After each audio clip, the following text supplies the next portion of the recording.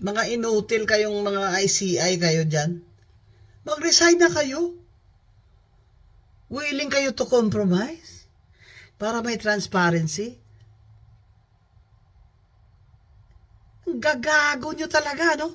Kayo pa willing mag-compromise sa amin, sa mga tao. May constitutional right kami to information, di ba? Mga gago kayo dyan. So, sawa na kami sa mga katutaan nyo, mga kahayupan na walang mananagot. Walang mananagot. Si Romualdez pa ngayon ang hero? Aba, putang ama! Ang mastermind pa ang mag-state witness. Yun ang i-recommenda nyo, mga ICI kayo, mga inutil kayo. Ang utos sa inyo ni BBM, si Saldi ko lang ang ikukulong nyo, yun lang yun? Yun na? Talagang untouchable si Romualdez sa Martin Luther King, ha?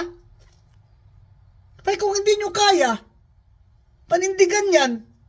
Yung putang aman yung ICI na yan, wala nang trust ang tao sa inyo, mag-resign na kayo lahat.